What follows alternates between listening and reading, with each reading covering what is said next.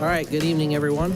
Welcome to the Finance Committee meeting for April 20th. We're going to jump right in with new resolutions, starting with temporary resolution 4126. That's coming through Finance. We're going to discuss the Health Department contract for 2027. Mr. Mayor. Thank you, Mr. Chairman. So every year, for the last 20 plus years, I believe, we've been contracting with Fairfield County Board of Health for Health Department services for the city of Lancaster. This contract is the same as it has been for many years. You'll see the scope of services and things outlined in the contract have not changed. The one thing that has changed is a 3% increase in the fee that we are paying. You may or may not know, but by Ohio Revised Code, we are required to have a health department. It's a lot better financially if we contract with Fairfield County, and they've provided great services over the years, and recommending we move forward with the contract. Right. Anyone have any questions on that piece? I do. Yes, ma'am. Is there a reason there was a 2% increase last year and now there's a 3%, or is it just? So I believe it's just the financial Inflation. situation the entire country's facing, but inflation. They have assured us that through the years, when they do put a cost increase in there, they'll keep it as low as possible. I think 3% is fairly minimal considering the scope of services. Okay, fair enough. Thank you. Any other questions? Seeing none, I have that as 3 readings. Mr. Ailes will be my second. Moving on, temporary resolution 4226 coming through Safety Committee. Mr. Bizjack. Thank you, Mr. Chair. This resolution here is seeking to appropriate $43,000 here from the unencumbered balance into our retirement line item. This is due to the new retirement of Lieutenant Jim Baker from the Lancaster Fire Department. So it was initially not planned for, so we got to make this legislation. We got to make this appropriation now. Just to make sure we meet that contractual obligation. I also want to take the time to thank Lieutenant Jim Baker for his years of service on LFD. So that being said, I have nothing more to say, Mr. Chair, other than we're going for 3 readings, and Mr. Ogg will be my second. Perfect. Thank you. Any questions on that? Seeing none, we'll move on to temporary resolution 4326, also through Safety Committee. Mr. Bizjack. Thank you, Mr. Chair. Once again, this legislation now, it may look like on the surface here that we're appropriating an additional $200,000 for this design. And I want to provide some clarity to council and the public at large here that this is actually not an increase in $200,000 in expenditures. Essentially what happened was there was a purchase order from 2025 that due to governmental accounting practices, the city had to close. And since the fire department didn't expend everything from that purchase order, whatever money was left over automatically reverted into the unencumbered balance for the 2046, which is the 0.15 fire levy fund. And since they need to open up a new purchase order, once again, to comply with governmental accounting practices in 2026, like I said, that money flows into that unencumbered balance. We then have to reappropriate that money from the unencumbered balance back into the new purchase order for 2026. So at the end of the day, this is not new money. This is not increased expenditures. This is not an additional expense. Like I said, the legislation may read that way, but this is something we discussed at length in the Safety Committee meeting that was made clear to the Safety Committee and has our support. And so we're going to go 3 readings on this one. Once again, we're also going to have Mr. Solly be my second on the legislation. So. Okay. Thank you for the explanation. Any questions? All right. Temporary resolution 4426, that's coming through water pollution. Mr. Ailes. Yes, I think Denise is here to discuss this.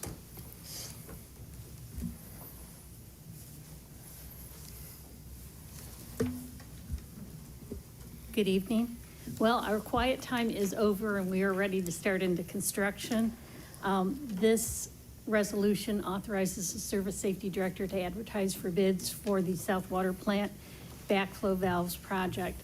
What this is we're going to install backflows somewhere around Ford Street. We're still working with the county on a final location. And those valves are going on the main transmission line from the South Water Plant. As it is now, if there would be a break in that line, we would be in danger of depressurizing the whole system and emptying Waterworks Hill down to Ford Street. So this was identified in our risk and resiliency plan, and it's currently under design. Our estimated cost is 1.1 million. That's based on a 50% design. So once we get those costs finalized, we get a 90% design and get it out to bid, we'll be submitting legislation to enter into a contract. Okay. Any questions? Thank you. I'll add, I made a mistake. I don't need 2 readings, I need 3 readings. Got that. Thanks. All right, Amy will be my second on that. change into 3, okay. Any other questions? I know Mr. Ailes asked. Okay. Temporary Resolution 4526, also coming through water pollution. Mr. Ailes. Stephen Wellstead is here to discuss 45 and 46. Just stay up there, Stephen. Gotcha. Thank you. Good evening, everybody. 4526 deals with the Frederick Street Sewer Separation Project. I've been before you with previous legislation on this project. This legislation deals with just some of the accounting things we need to do to make sure that we can finance that project. You may recall this project is being financed with a loan through OWDA. It's a reimbursement loan, so what's going to happen is we will pay the contractor when they submit their monthly pay-apps. We'll turn around, ask for reimbursement from OWDA, who will give us what we just paid back to us, back into the 6019 fund that we're utilizing to pay for this project. So again, everything here is just ensuring that we can account for that revenue coming in and then also keep appropriations on the expense side in line with the funds we'll have in the proper account. Happy to answer any questions if anybody has any. All right. Amy's my second on that one too, so. And then 46. For 46, this one deals with our next CSO project, the Columbus Street and Wilson Avenue Sewer Separation Project up there on North Columbus, Wilson Avenue, just south of Forest Rose Cemetery there. This is just authorizing the Service Safety Director to enter in our contract for engineering services. We recently did the qualifications-based selection process to determine the engineer based on qualifications of the 7 firms who submitted. We chose Verdantis as our top scoring firm and are going to work on negotiating a contract with them. The intent with this legislation is to basically authorize all contracts needed through the end of construction. So that would be not only the design, but also construction administration, construction inspection, and any preliminary studies necessary. Just looking to get that done with one piece of legislation here instead of coming back multiple times at each of those different phases. And that project won't be started until 2027. That's correct, next year's yes. project. Correct, that'll be next year's, yes. All right, that's 3 readings, and Mr. Bizjack will be my second. Okay. Any questions on that one? What's the cost for both of these projects? So Frederick Street, the cost, the amount noted in the legislation, that 1.58 million, that's the price that the low bid that we had with the contractor at the bid opening March 2nd, I believe. Columbus, Wilson is still too early to tell.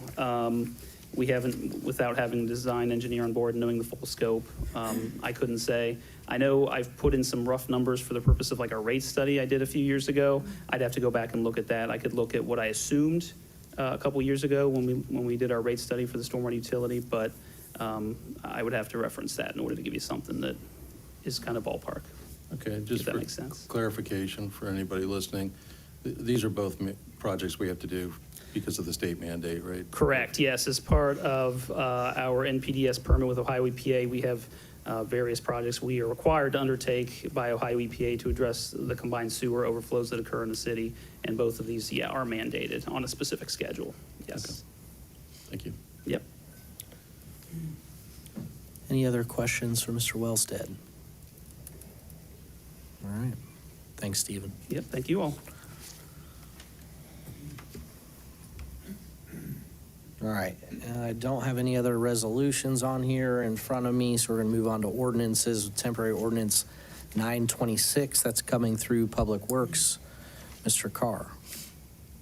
Yes, this piece of legislation is right-of-way acquisition for the East Main Street Sidewalk project, and we have City Engineer Kurt Schonk here to review the project. Good evening. This allows us to acquire right-of-way for our East Main Street sidewalk project that starts at Ewing Street and goes out to the community action. Sidewalks on both sides. We're widening the road a couple of feet on each side of the road. Most of the right-of-way is 5 or 10 foot strips along the road frontage of temporary or permanent right-of-way, so we can push those curbs back, have a little bit of a tree lawn, and a 5-foot sidewalk. This next phase, the right-of-way acquisition, will probably take 12 to 18 months, and then when we get that cleared and get utilities moved, we can build them, probably in 2028-ish. Any questions? So you've allocated $2 million for this project, right? Is that correct, with a 10% match from the city? That was our grant. The grant? We got a grant for $2 million for the sidewalks. If it doesn't all get used, or is it possible some of the allocated money will not get used? And if so, what could that go towards? It's too early to, I think it'll probably all get used. Our total is like $3.5 million for the whole project. So we've got some local money that we'll have to, match money that we've got to come up with. And that grant has a very defined scope. I don't think we could, if there's leftover money, it probably goes back to the state. State, okay. Thank you. Any other questions? Kurt, real quick, so you said 2028 construction, right?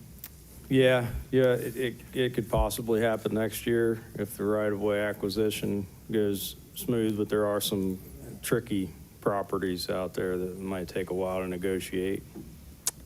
What's the paving? When is East Main on the paving schedule? It'll be 29 now. Okay. Yeah, I knew all of them are coming back around, but, so this will be done. The goal is this is done before they come back through to do Right. 22. Okay. Yeah, we had to push the paving out 1 year to make room for this. Okay. Thank you. Any other questions? All right. Mr. Carr? This will be a full 3 readings, and Ms. Smiley will be my second. Okay, thank you. Temporary ordinance 1026, that is coming through finance. That is the City Hall renovation note for this year. If Ms. Nettles would like to give some details. As I spoke at the previous council meeting, that this is, was coming back through. It is when it says a maximum, it's a not to exceed 6.4 million to renew for the City Hall renovations outside. But in discussions with the mayor and service safety director, we all came to the agreement to pay down some of that principal up to about 10% down. So we're going to be refinancing $5,800,000 rather than the 6.4 that was done this year. So we're going to pay down and borrow less on this note. So it's a 1-year, 12-month note. So this time next year, we'll be coming back with another decision of what we're going to do for future financing of going through that. So this is just getting us through the construction phase. And this can go three full readings. Any questions on that one? Okay, I have 3 readings. Mr. Solly as my second. Any other ordinances that I'm not aware of? I don't believe so. So before we go to department updates, I'm just quick mathing here. We just went through all those pretty quick, and what is that? 3, 4, 5, like $11 million worth of stuff. So not all for this year, but sometimes it's interesting to look down through and see what we're discussing. I know that we talk about it ad nauseum, and then these guys are like, why are they blowing through it so fast? But we trust us, we have discussed it, whether it's at committee or through emails, and it seems like we blow through it, but we have all done our homework, I would hope. I know the amount of meetings that we sit in, you should have done your homework, right? So, but it is a lot. So anybody has any questions, always reach out to the committee chair, anybody else. We're all open for discussion, just to give a little more background on those things. So with that being said, I'm open to department updates if we have any. Mr. Fowler emerges. Good evening, everybody. I just wanted to provide a quick update since we have some pending legislation for tonight in regards to the garbage truck. I have been in communication with ICER Equipment, which has been in communication with New Way. The truck that's not officially ours because I don't have funding to speak for it, but they're giving us first right of refusal. The truck has been, the box itself's been painted, chassis ready, and they've actually are mounting them together as we speak. And that truck hopefully will be in Lancaster next week. So as long as I have funding to do so, we could potentially late next week have that on the streets. So just a quick update on that. Thank you. Thanks. Any other department updates? All right, seeing none. Council meeting prep, as you can probably already figured out, I'm sitting in this seat because I'm running the regular meeting. So quick council prep, we have a couple presentations tonight. NOPEC, is that still on, Mr. Mayor? Yes. Yep. Okay. And then tree commission, I got a thumbs up earlier on that one, so we'll be having those two.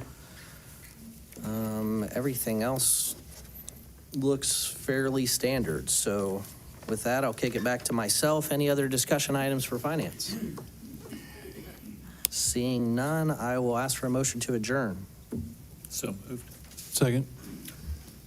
Motion and a second. We are adjourned at 6:17. The regular council meeting will start promptly at 6:30. Thank you.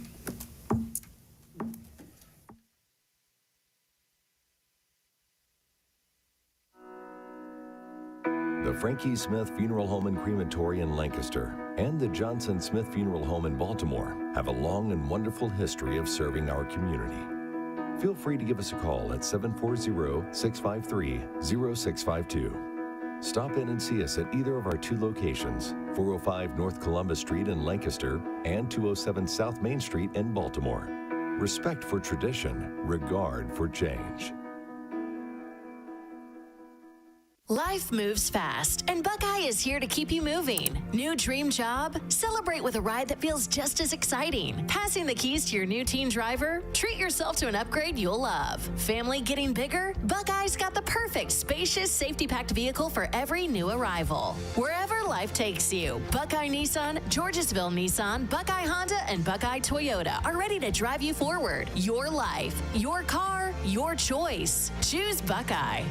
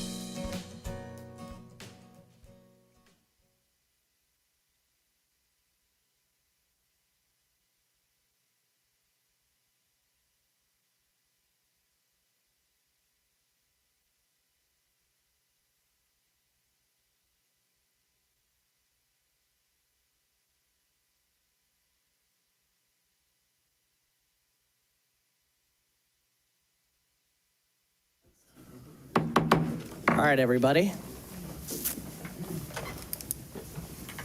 If you've been here before when I'm running these meetings, the gentle reflection is about the art of neighboring.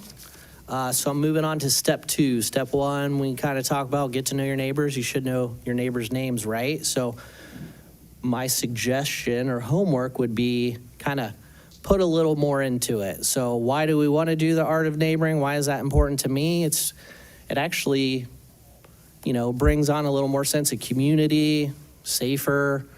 You get to know your neighbors, you know what's going on, you know what they need help with, what they can help you with. So I just encourage everyone to kind of move to that next step. Hopefully you know your neighbors' names. How do we move on to the next one? And then I'm also going to encourage you to, so many people come to this meeting, same group of people, even if it's your first time, come up to the podium, take your 3 minutes. Tell us who you are and why you like to come to meetings. I'll give you a good example. I'm on council. I wanted to be in the know. Why do we do these things? How can we help? What needs changed? How can I lend my hand, right? So I'd love to hear why everybody comes to the meeting. So not everybody all at once tonight, we'll keep it short, please not everybody decide, that's a great idea, we'll be here for an hour and a half. But you get my gist. So if you're willing to share, we'd love to hear that. So with that being said, everyone rise if they can and join me in the Pledge of Allegiance. I pledge allegiance to the flag of the United States of America and to the republic for which it stands, one nation, under God, indivisible, with liberty and justice for all. Now I'm going to call the meeting to order. We are here for the April 20th Lancaster City Council meeting. We will start with roll call, please. Mr. Ailes? Here. Mr. Bizjak? Here. Mr. Carr? Here. Ms. Colwin? Here. Mrs. Hoop? Here. Mr. Nisley? Here. Mr. Ogg? Here.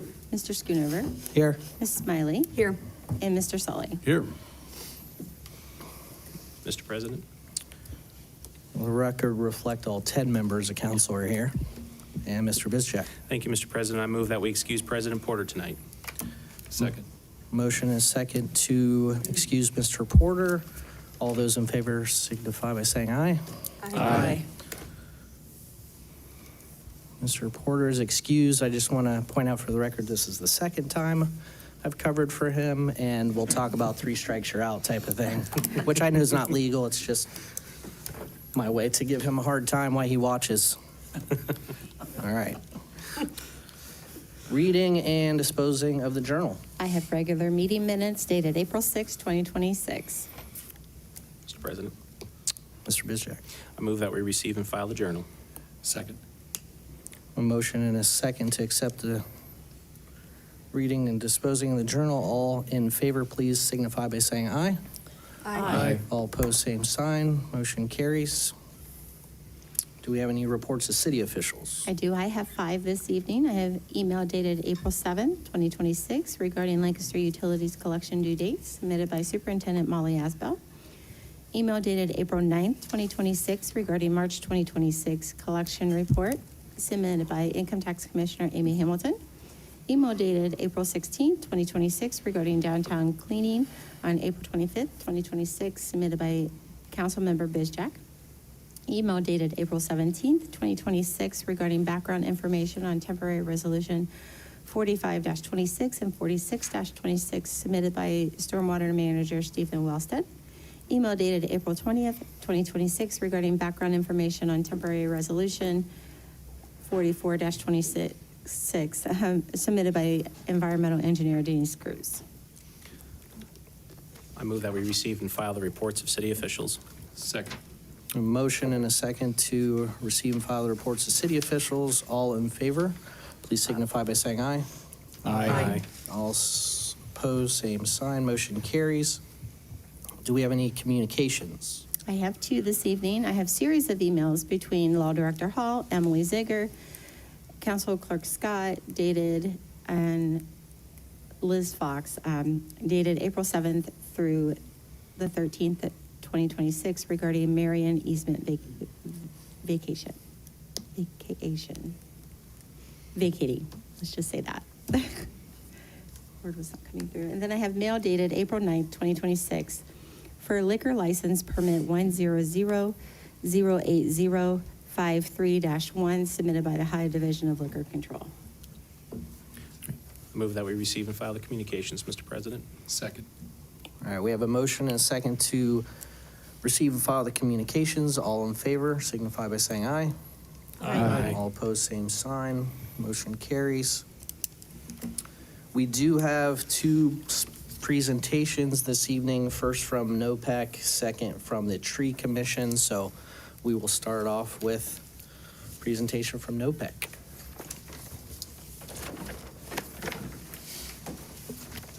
Good evening. Thank you very much. My name is Genevieve Costanzo, and I'm a representative from NOPEC. I'd like to thank Mayor and Council for inviting me here today. I am going to talk a little bit about your NOPEC aggregation and try to kind of shed a little more color around what we are, and then answer any questions that you all may have regarding this. I have been with NOPEC, I'm going on my 9th year. And I have recently just become the representative for Lancaster. So I'm really excited to be able to work with you. It's only been a couple months that I've been moved down here. Before I directly start about NOPEC, I want to take just 1 minute to kind of give you all a background. I like to start off with saying that in the year 2000, Ohio decided to deregulate energy. That happened in Columbus. There's only about 10 states in the United States that have deregulated energy. What deregulating energy means is that they separated the utility from your supply. You cannot choose your utility. Your utility is dependent upon where you live. You have no choice over your utility, but you do have a choice in your supply. That happened in the year 2000 in Ohio. So what happened is there were a whole lot of, right about 2001, 2002, there was a whole lot of suppliers that came into Ohio. And it got a little confusing for certain people, because this whole idea of separating utility from supply, it's not something that we are all very familiar with, right? So what I like to do, if you don't mind, is I gave all of you an AEP bill. For the audience, I do have the bill that I'm going to reference directly on that table if any of you are interested in following along. But it's really important that we know as a council and as a community exactly what we have agency over affecting as far as our bill goes. The first thing I ask you all to do when you get your bill is to look at the page with the color wheel on it. The color wheel is pink and blue. To the right of that, you'll see a graph. It's very important. Now this graph, when you look at it, you'll see March of 2026. It's very important, first and foremost, to compare back 1 year. You want to look March of 2026 and compare the graph to March of 2025. You want to make sure that they are in the same ballpark. This right here is the first step in taking control. You know that you have not left a water pump out in the shed and it's on the fritz, as long as they're at about the same level. Right here, this bill, the customer used 768 kilowatts that month. This is very, very, very important. The kilowatts that you use each month, you have control over, right? You can turn your air condition off and save a whole lot. You can unplug phantom appliances. There's a lot of different ways that you could save energy. We also do have some of those ways for your reference on the NOPEC website. So right here, we know that we use 768. Now let's look at the second page and look at the pink arrow on the left. The pink arrow on the left is in your energy choice zone. Those charges right there are the only thing that anybody in Ohio has any control over. I have done this for a long time, and I often see people kind of come up to me with knots in their stomach because they have a $200 bill and they only used 110 kilowatts that month. Well, I said to them, and you have to understand, the only thing that you could control is the kilowatts you used times the rate you have. And guys, rates for electric are in cents. This woman, 110 kilowatts, right now, the going rate is about 10 cents. Her supply bill was 110 times 10 cents, $11. Her bill was $91. The only part that any of us can control is very simple. Kilowatts times your rate. Your rate is in cents. It's about 8, 9, 10, 11 cents with the market. We like to talk about that first because it's very important that you understand that. There's a whole lot of other transmission and distribution charges. You remember 5 minutes ago, I said Ohio separated supply from the utility. All the other charges are the utility, transmission and distribution. Okay, now we're gonna go on. Transmission and distribution, those utility charges. The utility is responsible for all of the overwires, the grid, right? Or the under, the pipes, if it's gas. The utility is responsible for your bill, issuing your bill, questions with your utility bill. The utility is responsible if there is an outage. These are all the regulated utility, okay? NOPEC is not responsible, or any supplier for that matter, is not responsible for any of those things listed. NOPEC is responsible for your rate that's in cents. Now, I say that always because when you look at your gas rates, this is just on the side, it's in dollars, but it's important to know that kilowatts are in cents. So going back to Ohio, and we're now in early 2000, when we know we've got the utility charges separate from what we have agency over, our supply, and we had a lot of people getting really confused about all the suppliers out there. As a result of that confusion, an aggregation was born.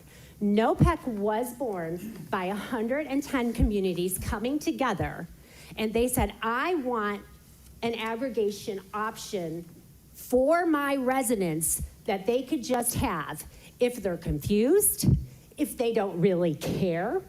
I don't want them to have to try to figure this out if they don't want to. So NOPEC got together, not as a for-profit retailer, which everybody else is, and we'll talk about that. NOPEC is a council of governments governed by an unpaid volunteer board of directors, a representative from every county we're in, and we are subject to the same yearly auditing that every single county or every single city is by the state of Ohio. So that's the basis of NOPEC. Now, what they decided to do, NOPEC is an opt-out program.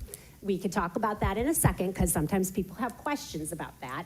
NOPEC is an opt-out program, which means that if you are eligible for NOPEC and you live in a community that is a member of NOPEC, you will get a NOPEC enrollment letter every 3 years. That is mandated by the Public Utilities Commission of Ohio.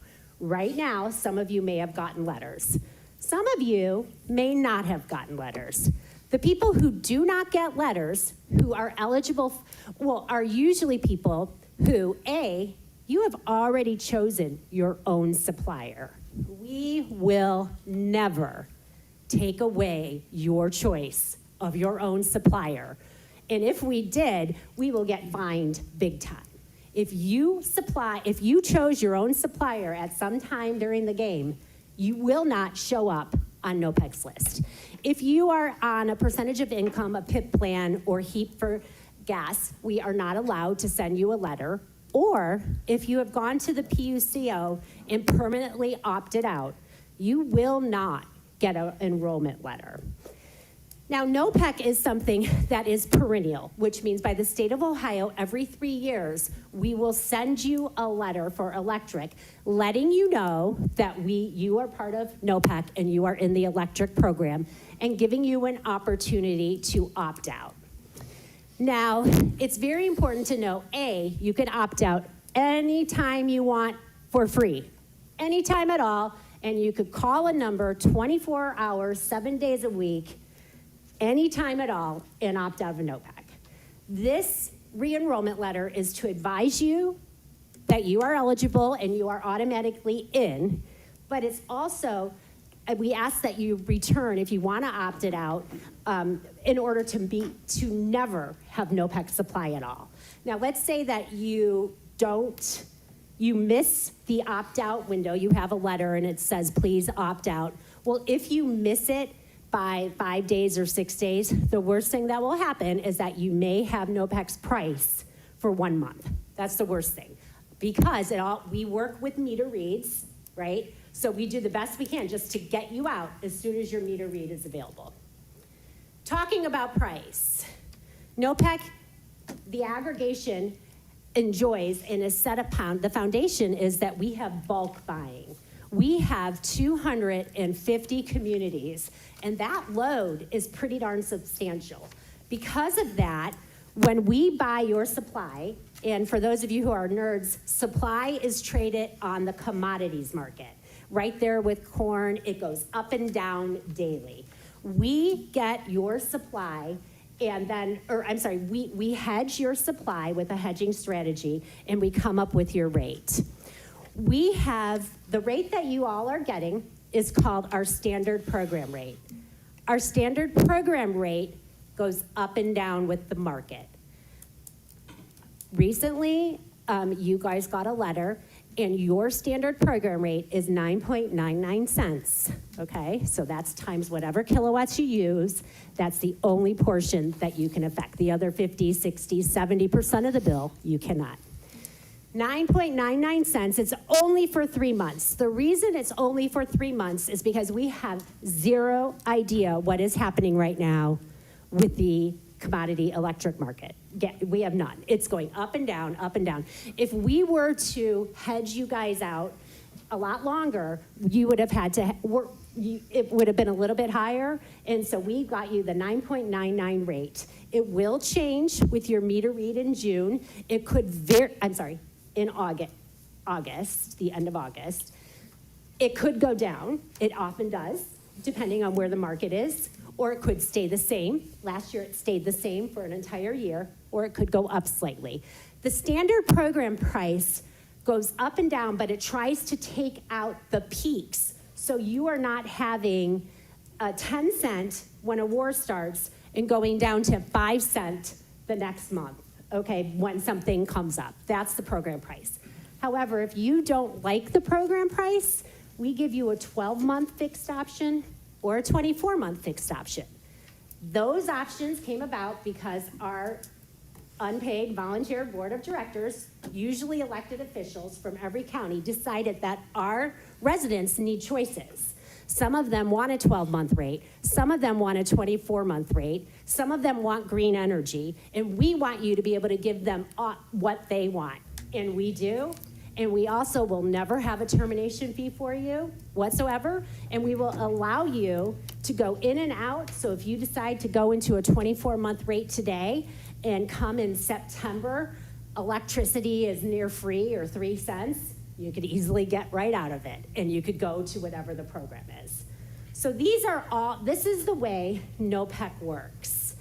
Let me make sure.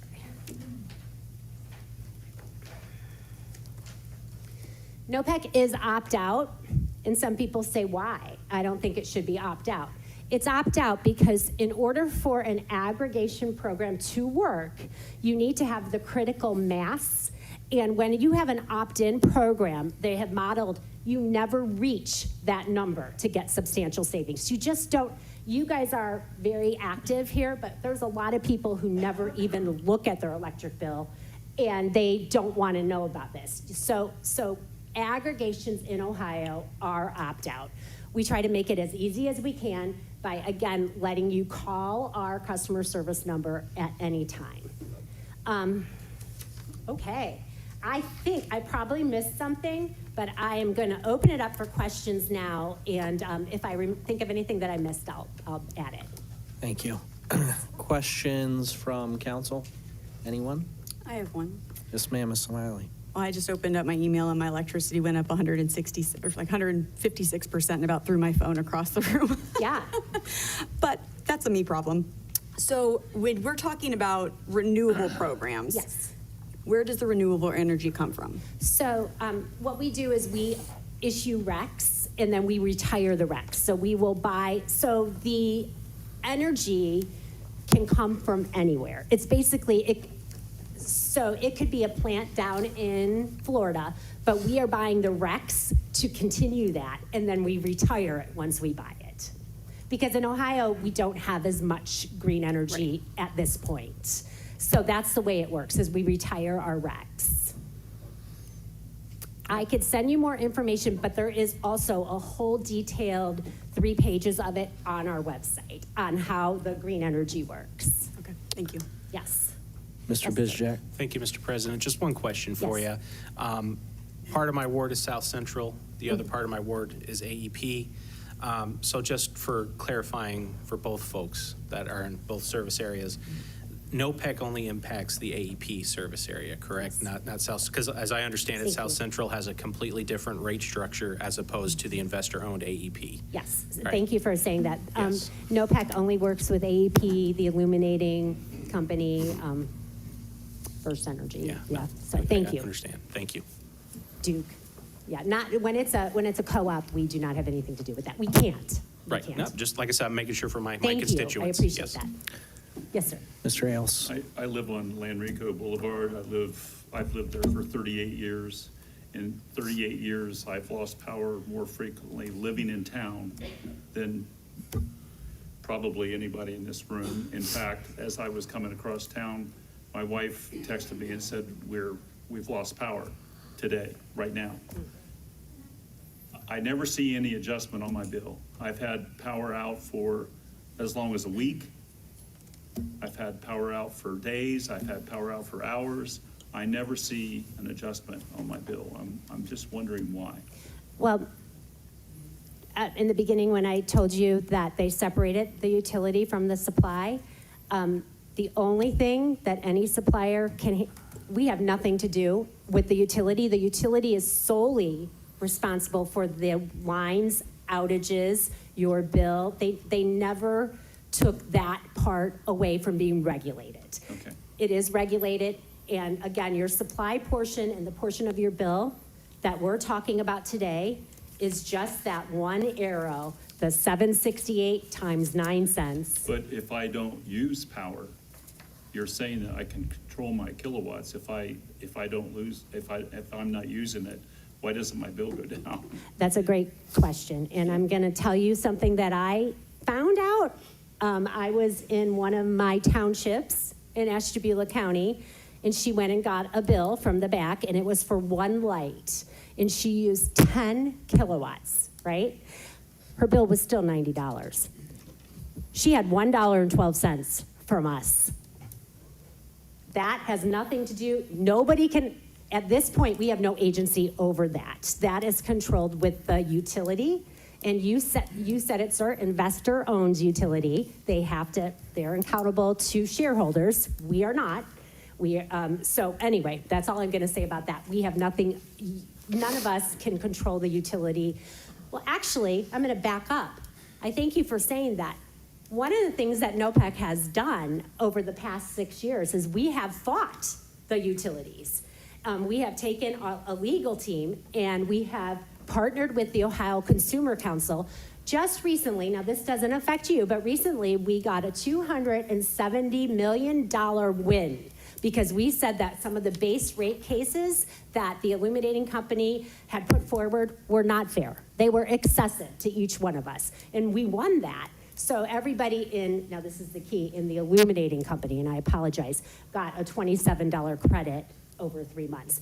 Now, about 5 years ago, we worked and we also fought against AEP for what we felt were excessive charges. And those are those charges on that whole top part.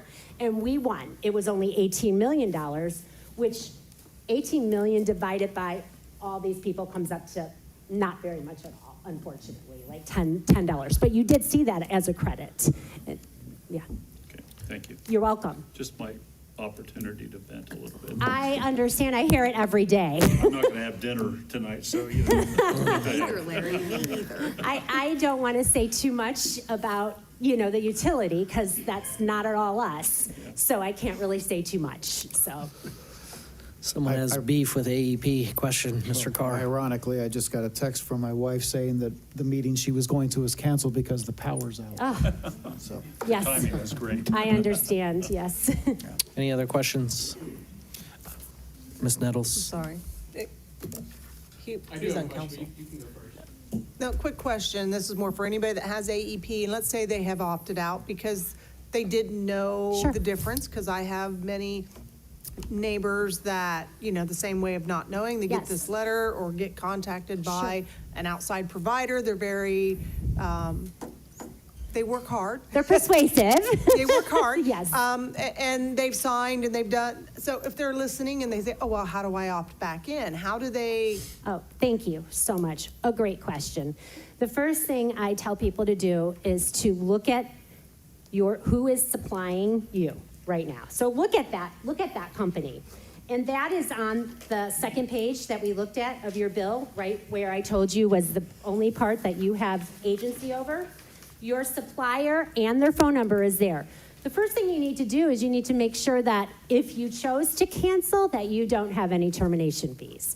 I have had to sometimes counsel some residents and say, I'm sorry, you really need to just stick it out, even though it's at 15 cents, because your termination fee of $250 will not wash. But so the first thing you do is you call and make sure that you have no termination fees. And then you tell that supplier that you want to go back to the utility.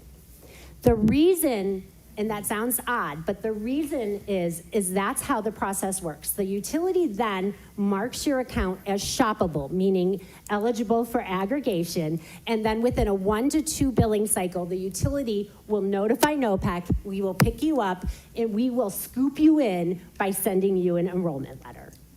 Okay. Thank you. Yes. Yeah. Mr. Nisley? Yes, thank you. Yeah, I just wanted to say, first of all, thank you so much for being here and for this education. I know it's much appreciated.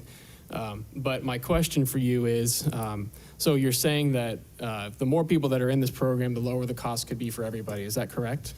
I'm saying that we have the critical mass to take, when we do our hedging, that we can buy at a larger amount. Mm-hmm. Okay, thank you. You're welcome. Now, somebody will say, why aren't you the lowest price every day? If you go to energychoice.gov.ohio, they'll say, why aren't you the lowest price?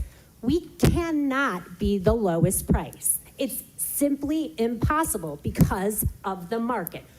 Every price that you see, rate that you see today, very likely will be different tomorrow. So there is no way, when you hedge, you're hedging at a specific time. And trust me, we have people who that's their sole responsibility to every day look where the weather is, look at the weather forecast, look at the geopolitical, and hedge the best rate that we can for NOPEC. So that's the answer. We strive to be in the bottom 5 to 10% of any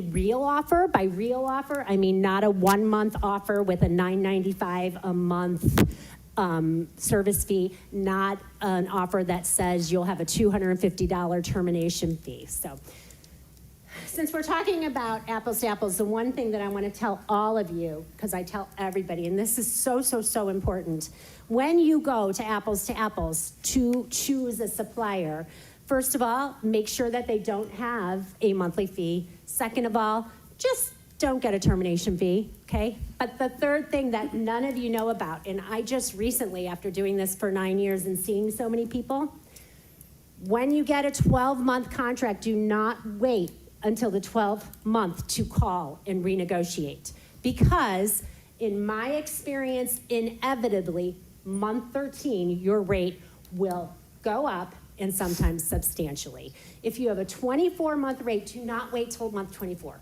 Do it in month 23. Call them up, renegotiate. If you're at 12 months, do it in month 11. Stay on it. Do not miss it. I'm going to end with this. In 2008, I was home, stay-at-home mom. Somebody knocked on my door, and they gave me an offer that I thought was great. Didn't really know a whole lot about energy.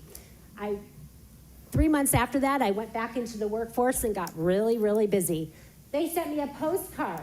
12 months later, I threw it away. I mean, I was basically staying above water, right? That was in 2009. I started working with NOPEC in 2018 and was humiliated because, and I didn't tell anybody, but I looked at my bill and saw that I was paying $8.63 per MCF for gas when NOPEC was charging $2.74. 9 years, I didn't know that's what happens. So it can happen to anybody. I'm not stupid. It's just a very, I like to educate people, and I really want to empower you guys to make your right decisions, stay on it, know what you need to know. I think NOPEC is a great price. My 86-year-old grandmother, I say, go on NOPEC.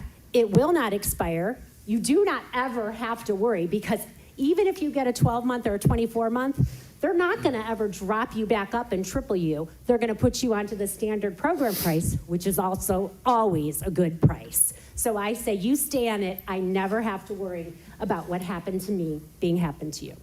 All right. Thank you very much. Got one more question. Mr. Bizjack. Sorry, Mr. President, thank you. You're welcome. My last question for you is, do you have any input at all on capital improvements or transmission lines in terms of allowing for stable electricity transmission?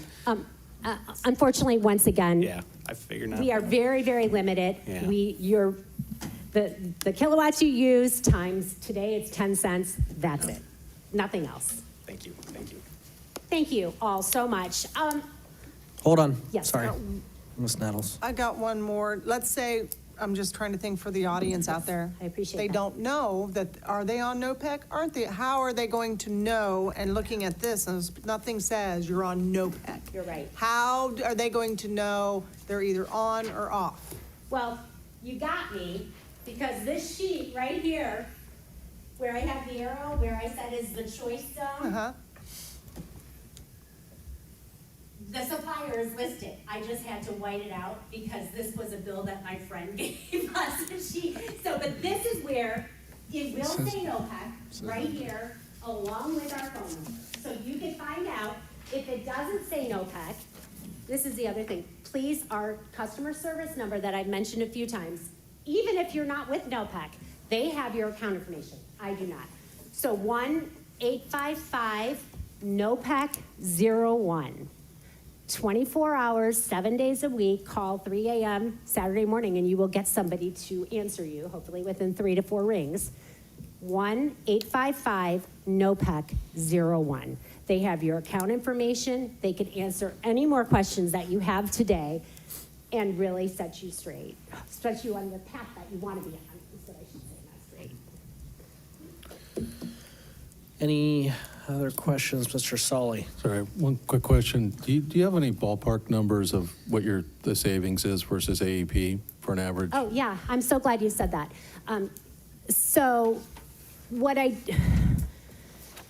The number is, okay, so for some caller, if you go to our website, nopec.org, you can look at the annual reports, and that will show you a bar graph of the NOPEC program price, not the 12 or 24 month, compared to the price to compare, compared to other offers.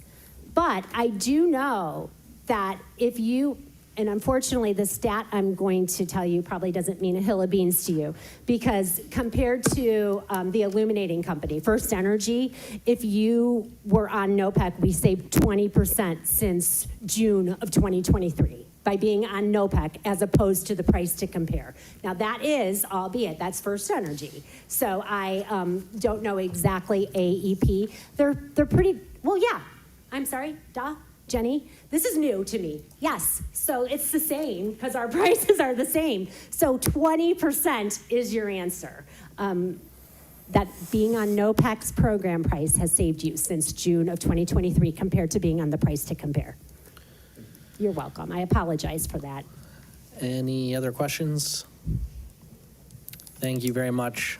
I'm going to sum that up by this is a perfect opportunity to take what you've learned and do a little bit of what? Neighboring.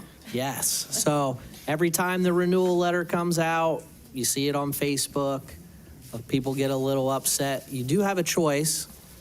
I have never switched off of the aggregation because you look at 2 spots on your bill and you can tell that you're getting a cheaper price. So if you got to show that bill to someone, do that. And if they don't believe you, move on. But you tried. That's the art of neighboring that I'm talking about.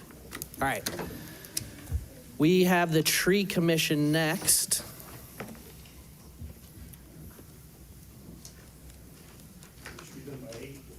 That's 5 minutes or less, please.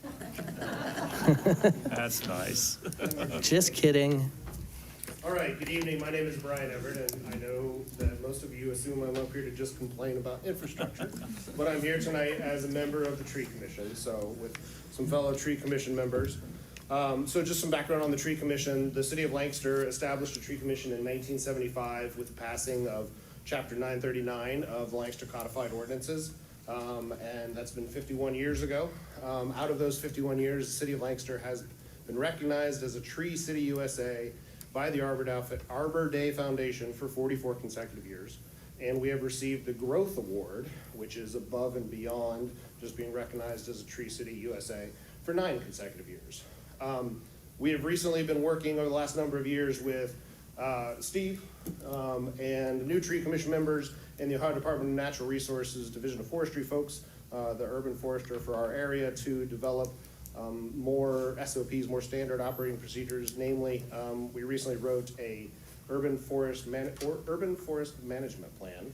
And from that, the mission statement is that planning today for tomorrow to maximize the economic, environmental, and social benefits of a sustainable urban forest for the residents of Lancaster, Ohio.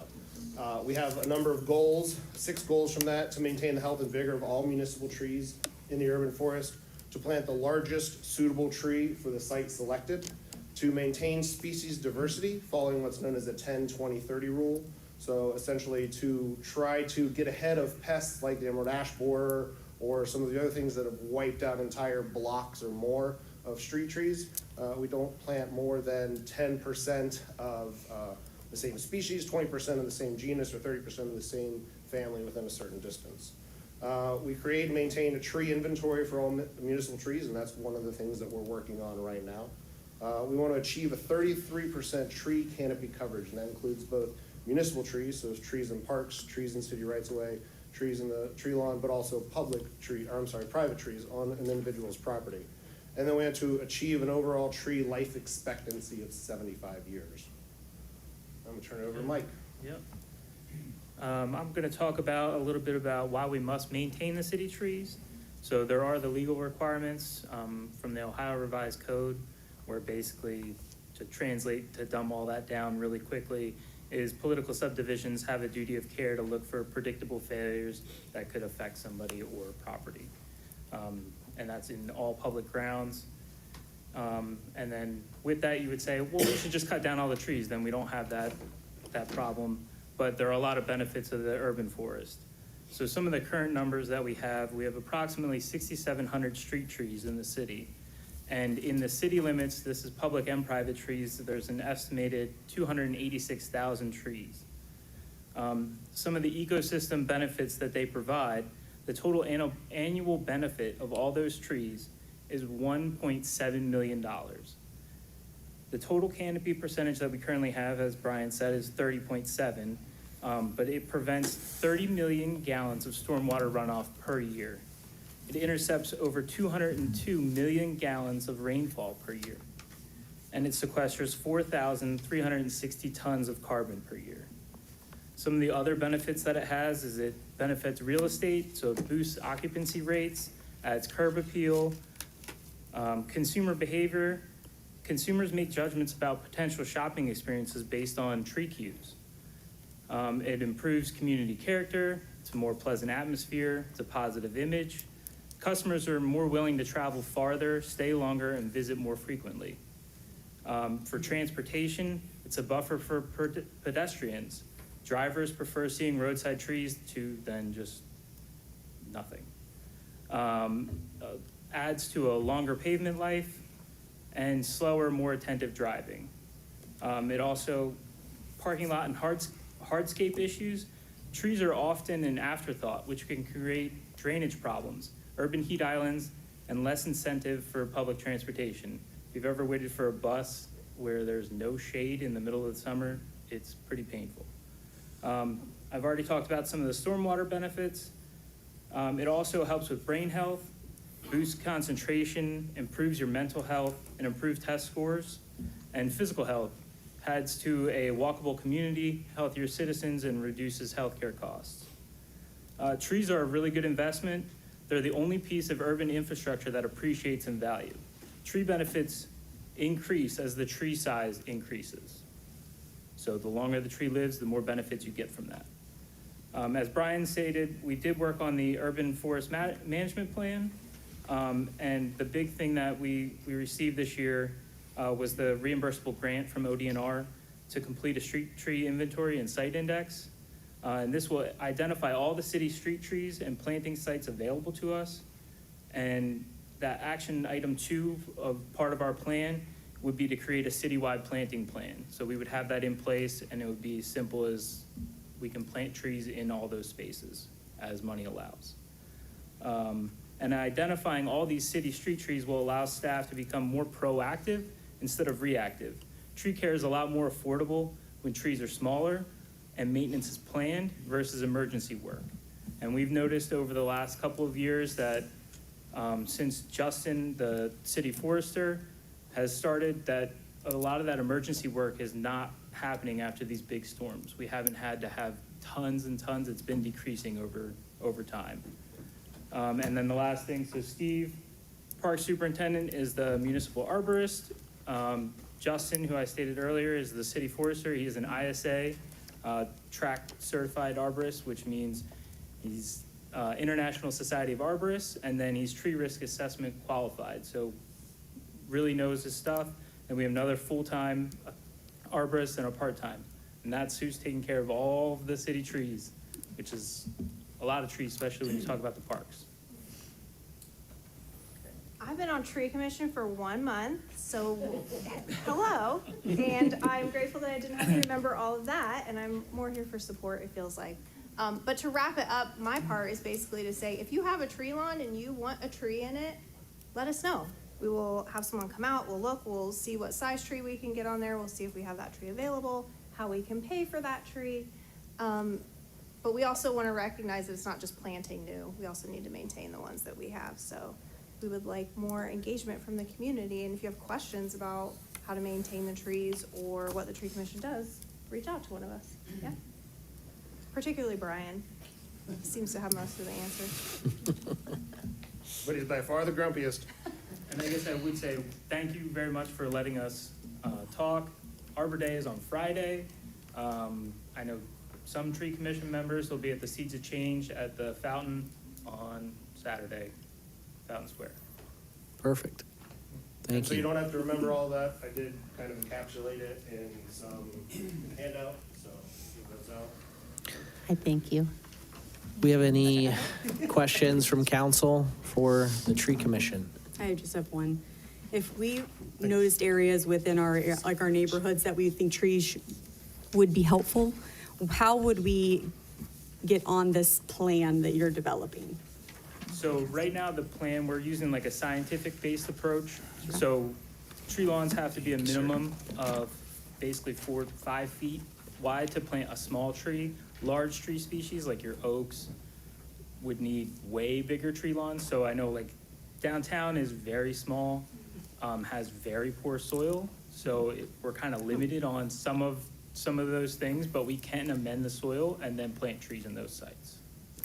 And we're working on getting a online fillable form that'll be on the city website so that if you have a tree-related problem, or if you would like a tree in an area, you can fill out the form and it'll go to Tree Commission and we can kind of get that put on there. The form is on there now, it's just not fillable, and you can submit it that way, you have to print it, but there is a form, so you could fill that out and send it in. Any other questions? Mr. Carr? I would just like to say that we've been very appreciative of working with Justin because we have had 3 of those 75-plus-year-old trees.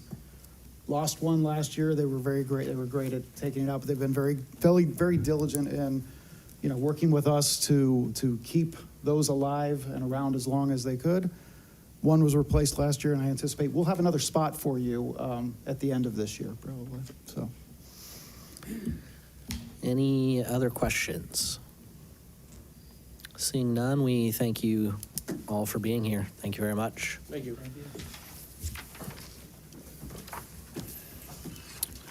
All right. We're going to re-engage on the agenda. Do we have any petitions and memorials? There are none this evening. All right.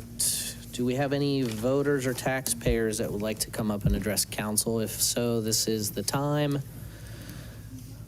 I'll give you the quick rundown, state your name and address for the record, and you have 3 minutes. Yes, I'm so glad that I signed up today since it was like a homework assignment. My name is Amy Schleich. I live at 763 Lanrico Boulevard. Yes, we did lose power today. It's back on, just so you know. Good. But I'm here because, members of council, because I wanted to thank Steve with Parks Department.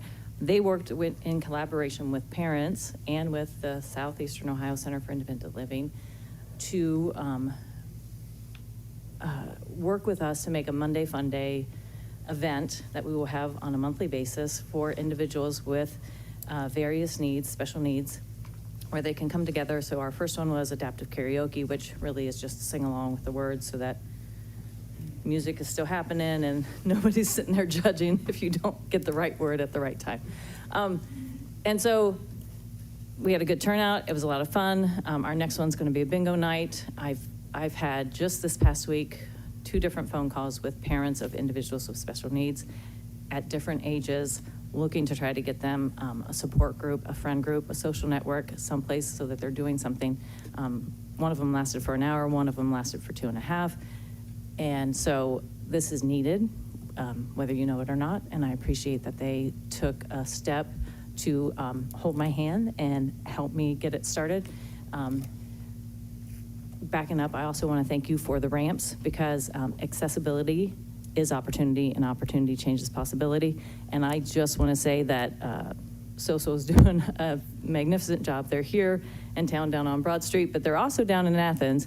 And Athens is not doing so well with their accessibility, and they've been proclaiming that very loudly with reports and videos and things like that. So just so you know, thanks. That's appreciated by myself, by SOSO, and I just wanted to say thank you. Good things are coming. That's why I show up, by the way, so that I know the people to ask to help me with things that I need to do. To be in the know. Yes. There you go. There's more than in the know than on Facebook. And it's in this room, okay? But Facebook in the know is definitely something. Hi, my name is Eli Schleich. It's definitely interesting, y'all. That is my mom back there. I am at 338.5 Harrison Avenue, and happy that the power's back on. Like, yippee, go Larry. So I kind of wanted to follow up where she left off. Next Monday Fun Day is bingo night.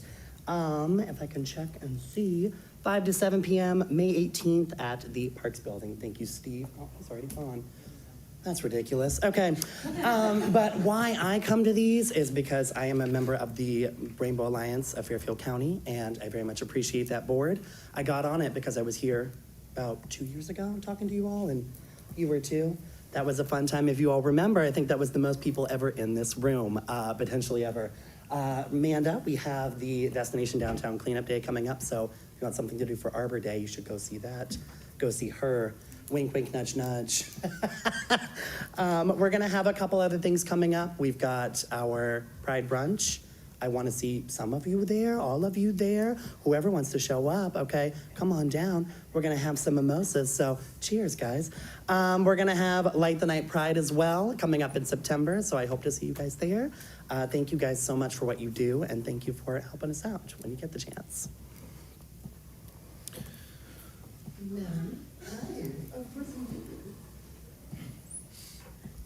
Good evening, members of council. I feel like so many people have been pitching Downtown Cleanup Day, but I'm still going to make the ask here of all of you.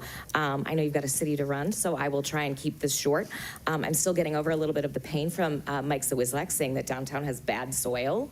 So my soil is feeling offended. I'm offended. My soil is fine.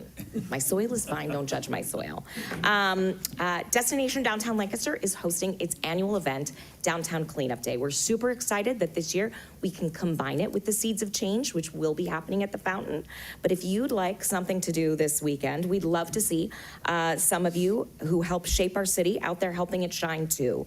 We meet at the gazebo at 8 a.m., rain or shine, although the Weather Channel does say it will be a balmy 59 degrees, and the chance of rain is low from 7 a.m. through noon, and we are always done by noon. So this is kind of your chance to trade in these council chambers for some work gloves and swap motions for some mulch, and show residents that civic pride looks just as good in jeans as it does behind that dais. We'll provide the supplies, the projects, and plenty of appreciation. And because public service should come with a few perks, we are going to give all of our volunteers a free Downtown Cleanup Day t-shirt. You'll get a coupon for $2 towards a coffee or a beverage in any of our downtown locations. And thanks to the Hutch, thanks to Brad Hutchinson, everyone who volunteers that day will get a lunch coupon to be used at any of the downtown lunch spots that's valued up to $13. So you can come, build community, practice in the art of neighboring. Thank you, Corey. So join us and show your constituents that you care about the center of civic life and your downtown. Think of it as bipartisan beautification. Sign up tonight. If you check your council emails, you've got a link for sign up and a description of the event. And let's prove that when Lancaster rolls up its sleeves, great things can happen. We're going to get a little dirty, and we're going to do a lot of good. And I hope to see all of you out there. You know, some of you may be campaigning soon. It's a great photo op. I'm just saying. Thank you very much.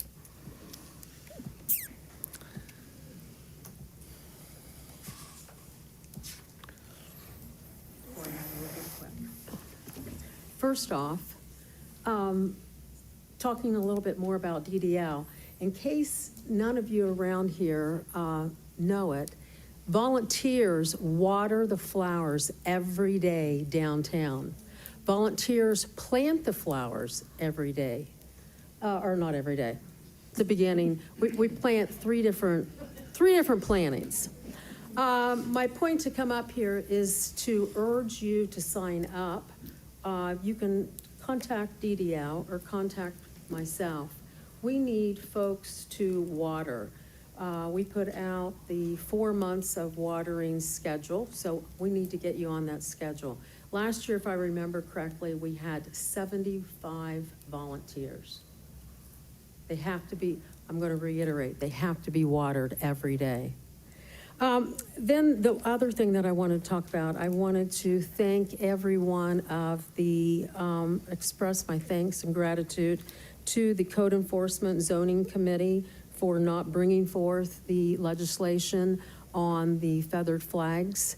As I spoke 2 weeks ago here and then in the committee, I thank you for considering that it is a safety concern. I want to thank Andrew Lindell from the Building and Codes Department. He's always a wealth of information. Thank you. Thank you, Ms. Bobbitt.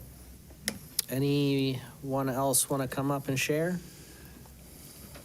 Seeing none, we will move on to reports of standing committees, please. I have 6 of them this evening. Water pollution meeting agenda dated April 8th, 2026, submitted by Mr. Ailes. Code Enforcement and Zoning Committee meeting agenda dated April 8th, 2026, submitted by Mr. Solly. Safety Committee meeting minutes dated April 12th, 2026, submitted by Mr. Bizjack. Law Committee meeting agenda dated April 14, 2026, submitted by Ms. Smiley and Law Director Hall. Public Works Committee meeting agenda dated April 15, 2026, submitted by Mr. Carr and Operations Manager Charlie Mollett. And Finance Committee meeting agenda dated April 17, 2026, submitted by Mr. Schoonover.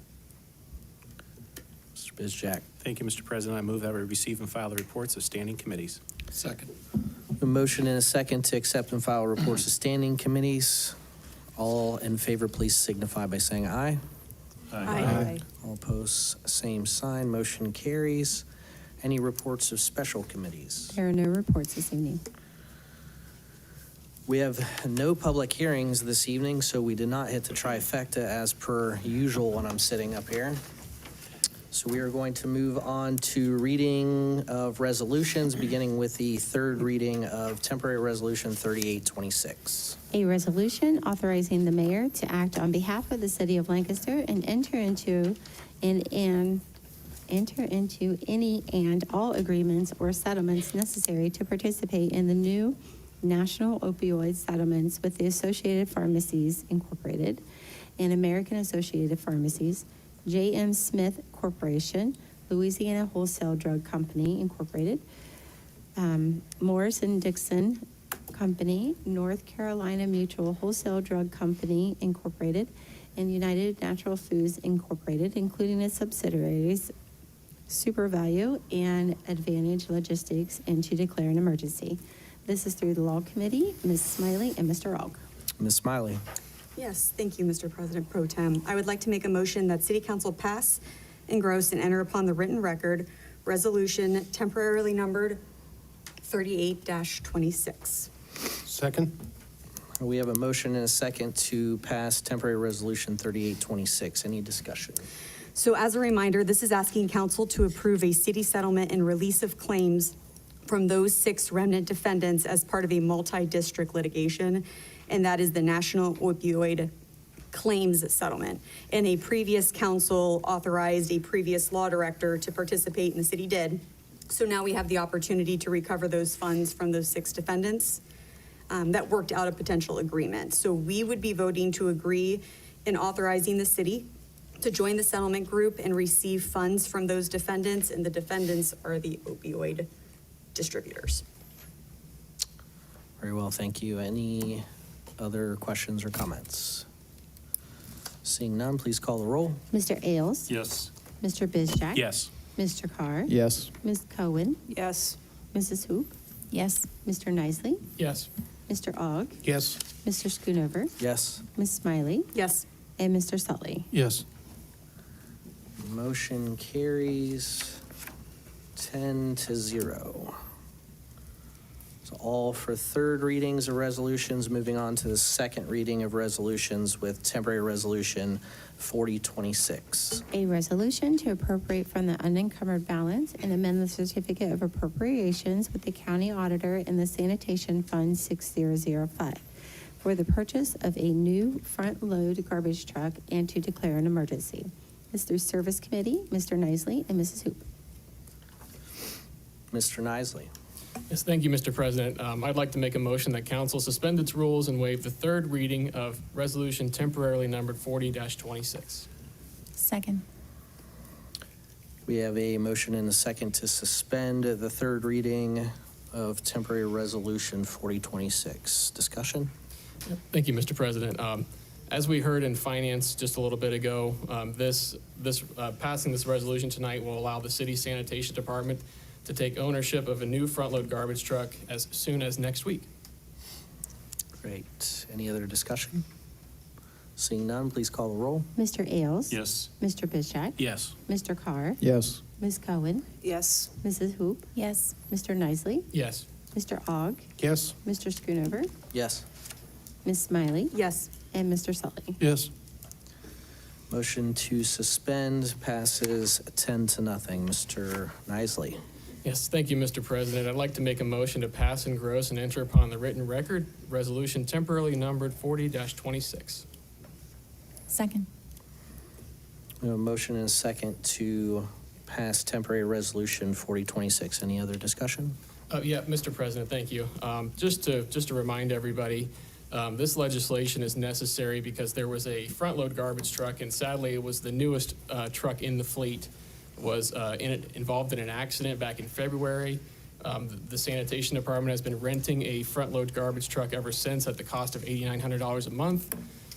The repair bill almost a month ago now was at about $128,000 with some cost outstanding, some hidden damage and things like that. So I'm sure that estimate has gone up. And so this legislation is just to fund the cost of the rental until we got this purchase the new vehicle, and to cover the cost of the purchase of the new vehicle. All right, thank you. Any other comments? Mr. Ogg. Just one thing while I'm, that came to mind. The initial garbage truck was in an accident. Was there any insurance or anything? Obviously, we haven't been insured, but any idea what that would have covered and offset? Yeah, I don't know if Superintendent Fowler, if you have anything to add to this, but my understanding is that insurance had not completely totaled the truck yet, and they were still working on how much the damage was going to cost. And so that's my understanding. But Superintendent Fowler, if you have anything to add. Yeah, sure. So unfortunately, even still at this moment, I was just chatting earlier with Law Director Hall, we're still working through the insurance. So as we're doing all that, we're still paying $8,900 a month for a truck. And if we were to add a place where we could start that today, there's 222 plus man hours that are going to go into the repair of this truck. We wouldn't see this truck for 10 months. So it is insured. Right now, they've issued us a repair check for $74,000.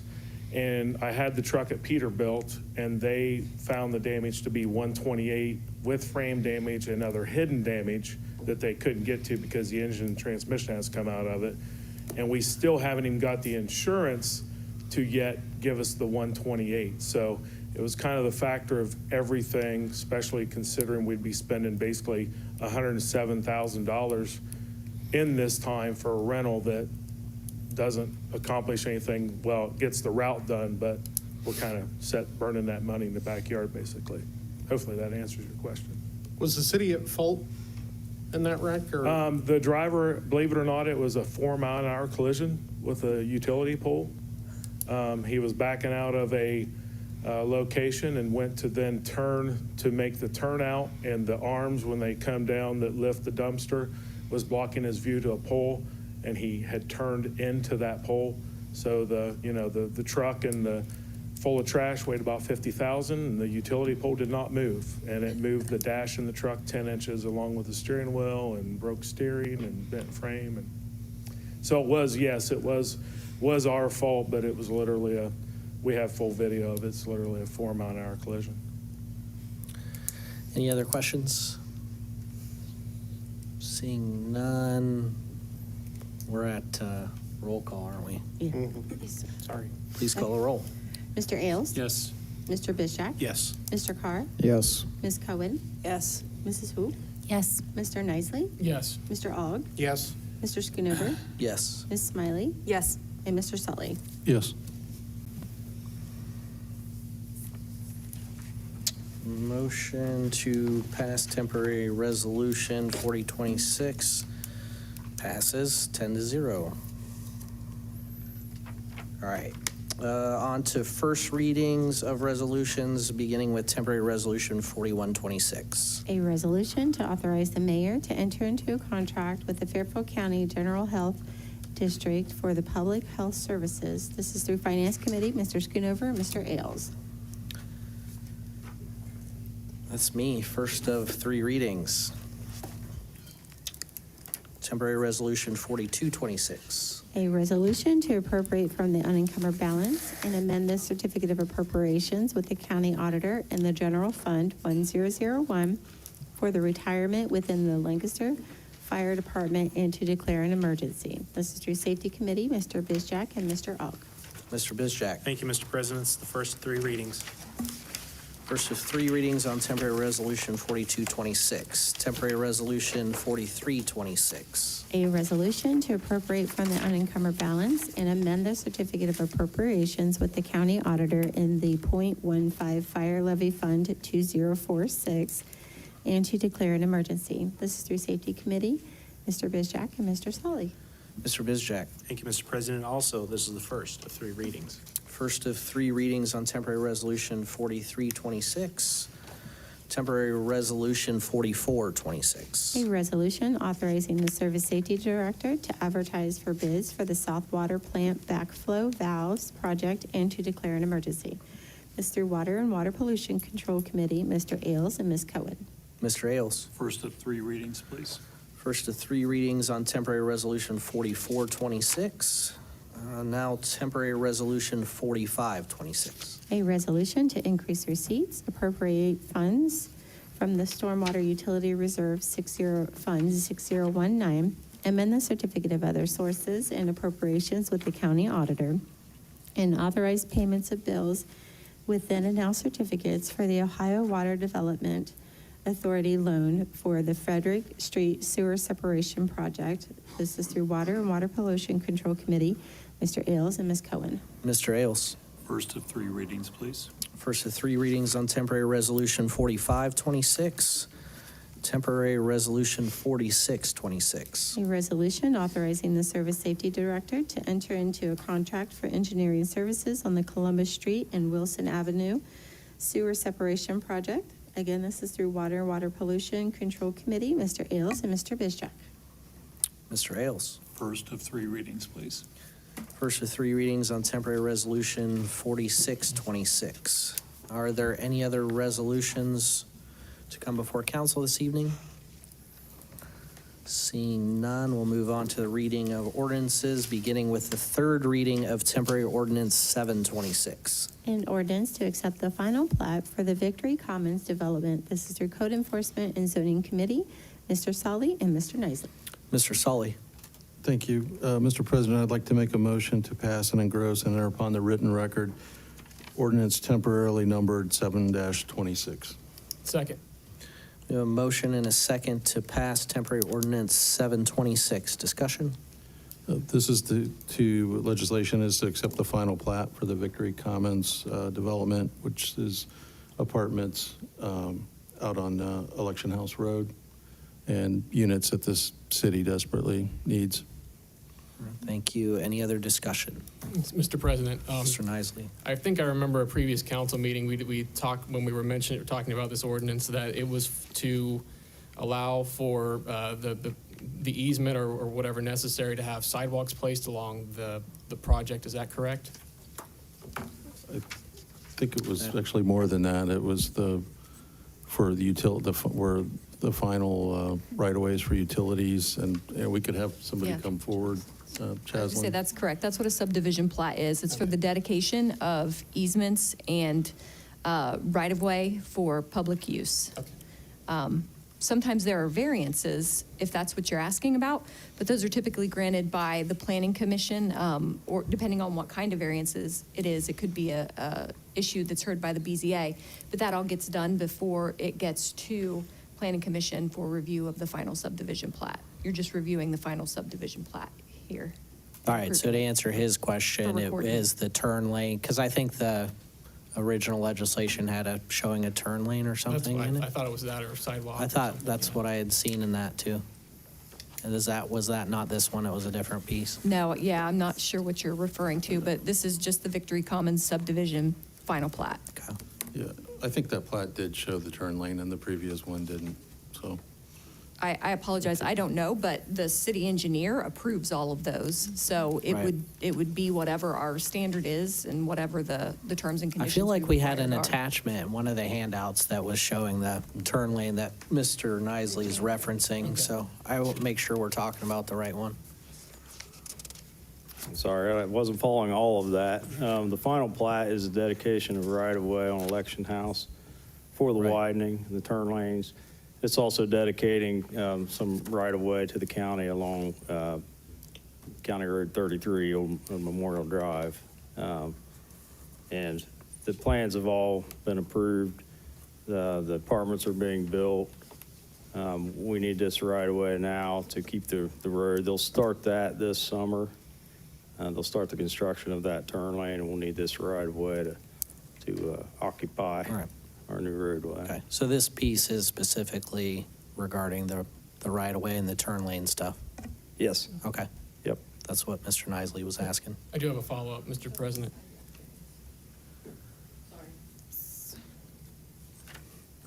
I just want to say that, I think if we are going to have this apartment building, I think that they need the road needs these improvements. However, I just want to make it clear for the record that I do not support the underlying project. Thank you, Mr. President. Any other questions, comments? Seeing none, please call the roll. Mr. Ailes? Yes. Mr. Bizjack? Yes. Mr. Carr? Yes. Ms. Cohen? Yes. Mrs. Hoop? Yes. Mr. Nisley? Yes. Mr. Ogg? Yes. Mr. Schoonover? Yes. Ms. Smiley? Yes. And Mr. Sully? Yes. Motion to pass temporary ordinance 726 carries 10-0. We have no second readings of ordinances, so we'll move on to first reading of temporary ordinance 926. An ordinance to authorize the mayor to acquire permanent and temporary right-of-way as necessary for the East Main Street shoulder widening and new sidewalks project known as the East Main Street FAI-US 22-15.58 project. This is through Public Works Committee. Mr. Carr and Ms. Smiley. Mr. Carr. Nothing to add other than what was presented in finance. This is the first of 3 readings. First of 3 readings on temporary ordinance 926, temporary ordinance 1026. An ordinance providing the issuance and sale of notes in the maximum principal amount of $6,400,000 in the anticipation of the issuance of bonds for the purpose of paying the cost of the renovation and rehabilitation of the City Hall building and otherwise improving the site therefore, together with all necessary appurtenances thereto, and declaring an emergency. This through Finance Committee, Mr. Schoonover and Mr. Sully. And this will be the first of 3 readings on temporary ordinance 1026. I'm not aware of any other ordinances to come before us this evening. We have no tabled legislation. Is there any unfinished business that we would like to discuss? Seeing none, I'll entertain any new business. Mr. Pro Temp, I do have one that I received in the mail. It's a liquor license for Zap and Go Mart LLC, permit number 10018053-1. This is a new license at 502 North Columbus Street. Okay. We're gonna discuss that more next time? This is the first I've heard of it, and I don't know what the due date is. I apologize. It's 5/2. 5/2? Is the due date. Well, then no, we have, if you're making a decision, 5/2 is the due date? I do have a question about this. Yeah, so everyone got an email, right? You sent us out an email. Mm-hmm. So this is new? Law Director Hall, is this the building that has a for sale sign on it now, when I drove past it today? I don't know. 502 North Columbus is what I'm hearing?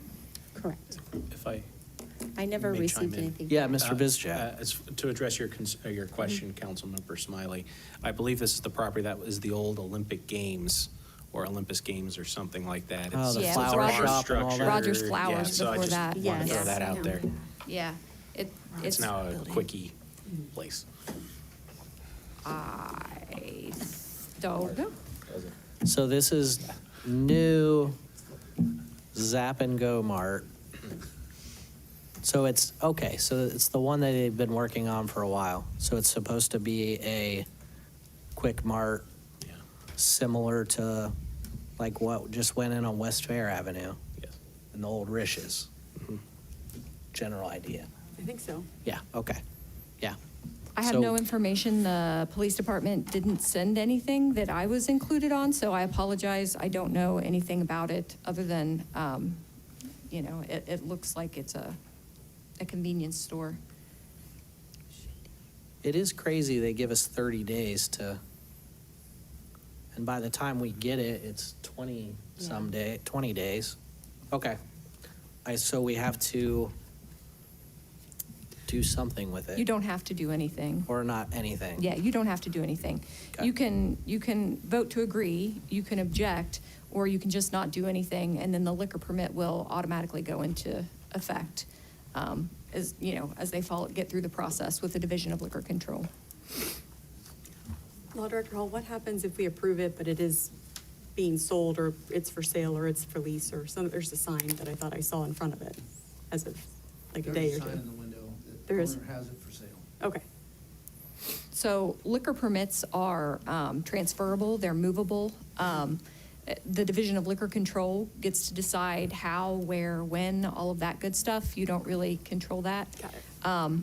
If there's a transfer to another owner, then you would have another opportunity to weigh in on that for the liquor permit itself, but not for the building, not for the underlying building.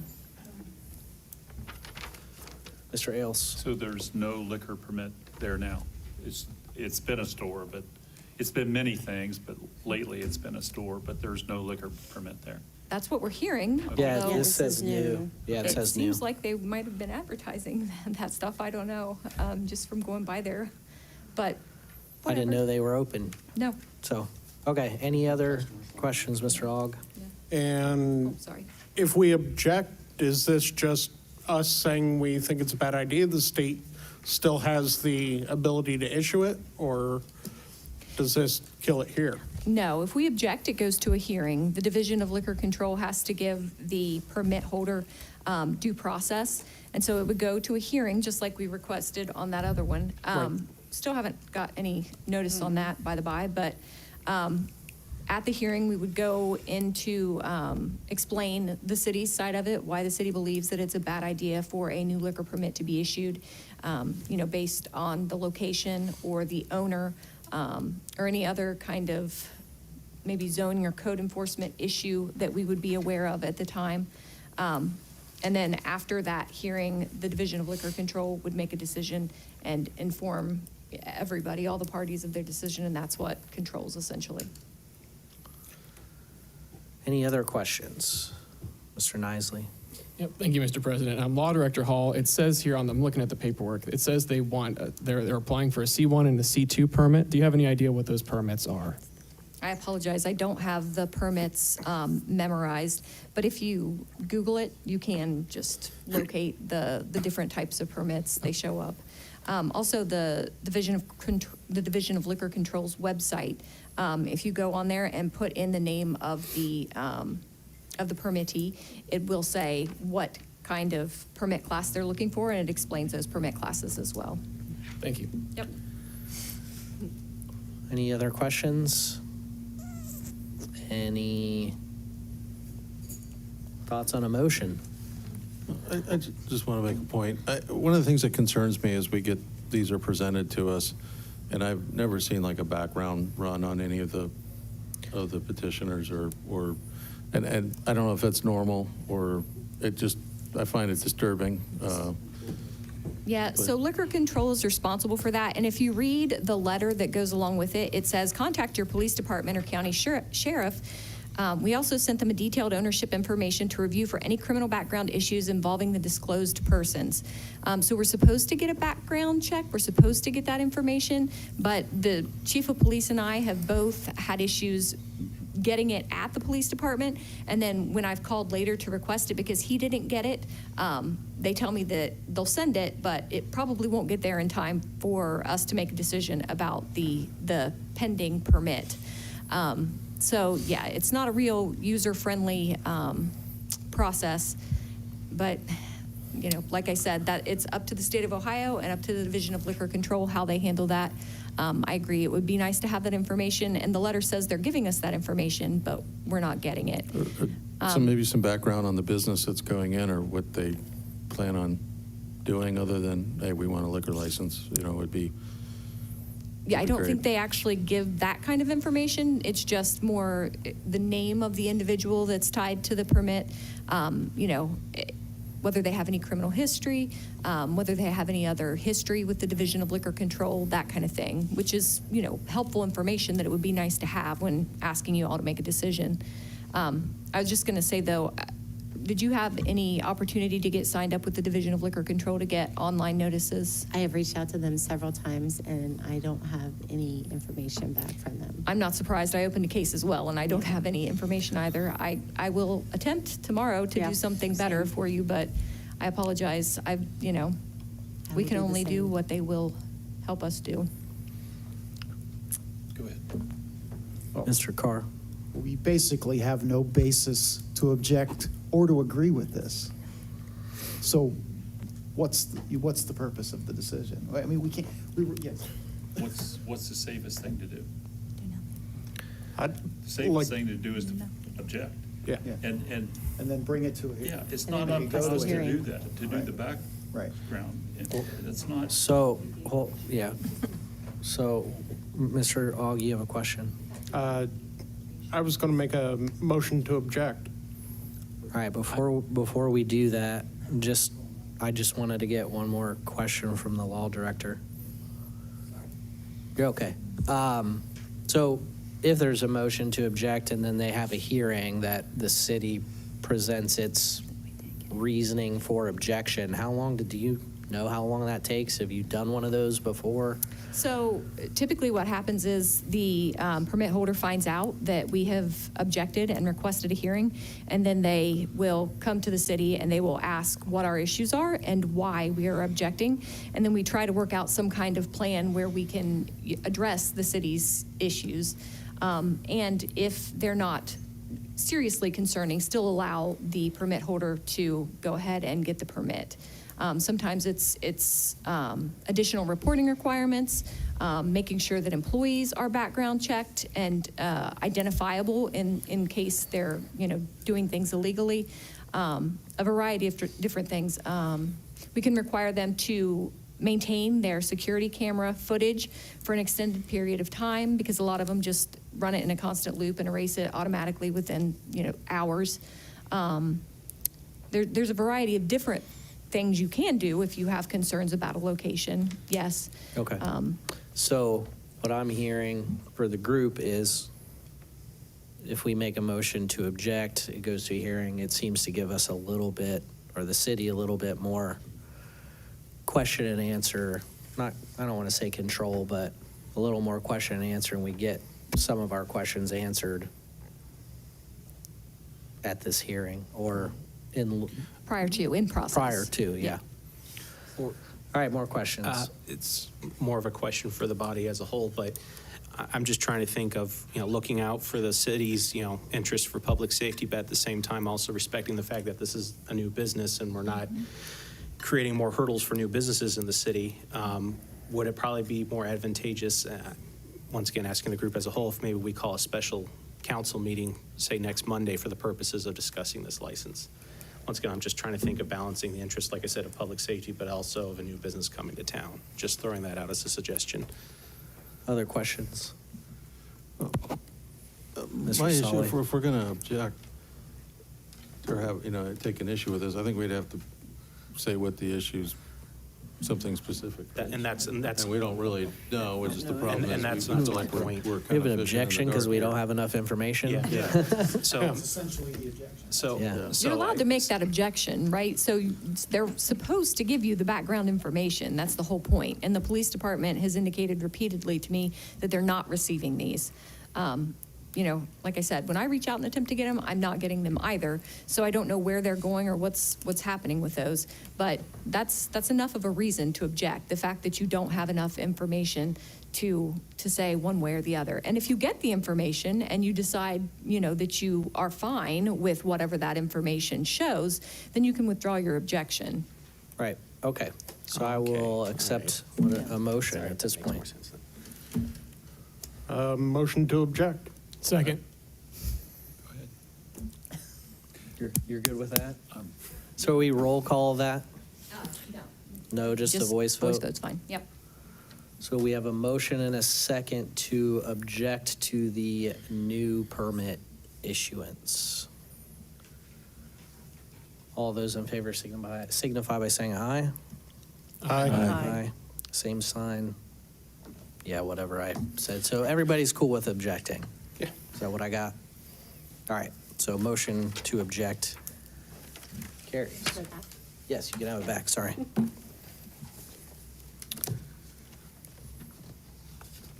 That's got me all thrown off now. Any other new business? We want to run through committee updates real quick? Yes, Mr. Sully. Thank you. So we just had we had a meeting, our first meeting 2 weeks ago, a week and a half ago roughly. And I'm scheduling a special meeting to discuss the additional zoning changes for this year. That date's not been set yet, but it'll be within the next probably 10 calendar days. Okay, that was for Code Enforcement and Zoning Committee. Sorry, and zoning. Awesome, thank you. Mr. Bizjack? Thank you, Mr. President. Not really much to share at this time from the Safety Committee. All the Safety Committee business has already been introduced for a first reading tonight, so that's pretty much it. But I do want to share the next Safety Committee meeting will be June 5th, 8 o'clock in the morning in the 1897 conference room. So look forward to seeing everybody there. Thank you. All right, thank you. Ms. Cohen? No report for administrative services. Our next meeting is May 22nd at 2 p.m. In the conference room. Okay, thank you. Mr. Ailes? I just want to thank the guys from the Tree Commission for coming tonight. And I go to Tree Commission meetings and have for 3 years, and I enjoy them. I've learned a lot, and we've got good people. They're doing really good things, and we should support them as much as we possibly can. That's my speech tonight. Thank you. Ms. Smiley? I do agree with that, and I thought it was very important to have NOPEC here and to understand how that's impacting us, and then the Tree Commission right after and how that's impacting us. So beautifully laid out, in my personal opinion. The Law Committee met last Friday, and I do have two pieces of legislation that are going to be coming forward in May. One of them to amend the flood damage reduction, and that's going to address the base floodplain and the AO area. So more information on that. And then we also discussed amending the West Side TIF that the previous council had approved. And we do have an amendment to that in as well. And then we did go over the budget, and for the first quarter, happy to say on target and no concerns with the balances and the funds available and allocated appropriately. And our next meeting is June 26th at 12:30. Great, thank you. I'm going to skip my finance update because we all sat through it earlier. And I'll shoot it to Mr. Aug. Nothing to report at this time. And that was for, Yeah, I don't have. you're on safety as well. Thank you. Mr. Carr. We had our last Public Works Committee meeting on Friday morning. Street improvement projects proceed. We'll start work on the 6th Avenue Bridge and on Arbor Valley Drive in May. We'll tease to the next meeting on a specific street project that'll be discussed in more depth next meeting. And at a high level, we had some conversation on a pending reorganization of Public Works with Superintendent Tim Dietz' retirement. I'll kind of pass that to Mayor McDaniel for high-level conversation on that. Sure. We, at Public Works Committee, myself and Director Woody introduced our plans to, a little background. As you know, last year, or actually about 2 years ago, we combined GIS and IT, consolidated that operation under one IT department. And then the same year, we merged building, planning, zoning, and community development into one department.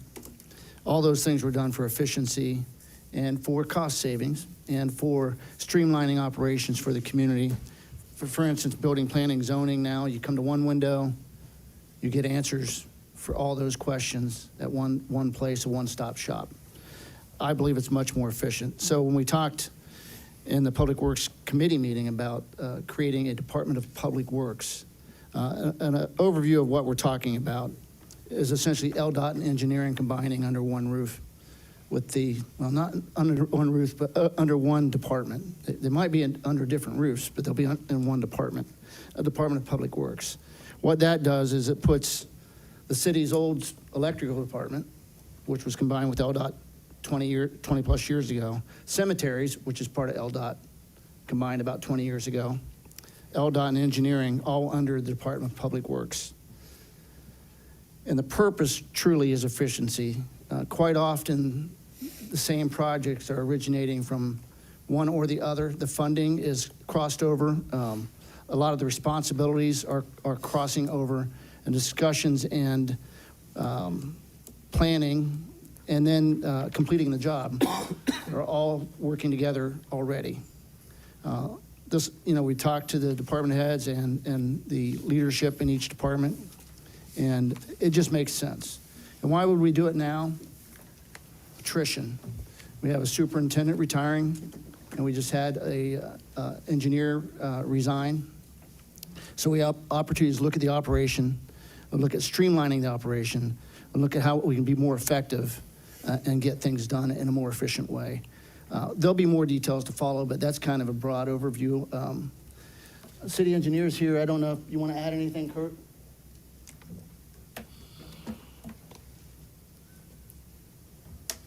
I'll just add my support for this. We've worked with LDOT since I've been here for 10 years on a weekly basis on what streets are we going to pave and our inspections, and it really does make a lot of sense for us to combine into one department. And what I'd like to see, and we got to work out all the details, is to fill in maybe some lower level positions, streamline at the top and get more guys in the field. There's plenty of work to be done, and we're hoping we can fill in some lower level positions, give those folks an opportunity to the next level. We get a lot of departments, there's a lot of ceilings, and when you get one department, you give everybody a chance to progress and give them a better career path and maybe get a little better retainage, keep folks around longer. I think right now, some of the folks that have retired in the last 5 years have been here a really long time. And it's just the nature of the beast. So now we're trying to get our next level up to that. And I think it's a great idea. I'm excited about it and a little bit anxious, but excited. Very good, thank you. Any questions? Mr. Ailes? Mayor, you had mentioned including the tree commission people, the people that work. Are you going to include those in this group, or are you going to leave them in the parks? The logistics of that are not ready to be. Okay. It is something I think we should think about. Our superintendent of parks currently is our city arborist, or what's his official title, Larry? He is the arborist. Okay. Although he doesn't. Justin is the only real arborist. Correct. We have The certified, out in the field, getting things done. Yes. Yes, I agree. But he's not the arborist according to the city. That is an idea I think should be discussed, but that's not part of this initial phase. Any other questions? As it relates to cutting things, I forgot to mention the mowing contract went into effect in the cemeteries last week. The grass was getting kind of high, so that's mowing has started. Mowing has commenced. Perfect. I'm going to throw out there, if anyone cares of my opinion, but being part of Public Works for 8 years, and Kurt's always showed up to those meetings. It's like engineering has its own part of the agenda because they do so much work in Public Works with that department. So, I like the idea. It seems it made sense to combine building and community development, all of that, and this makes just as much sense from my perspective. So, that's my 2 cents.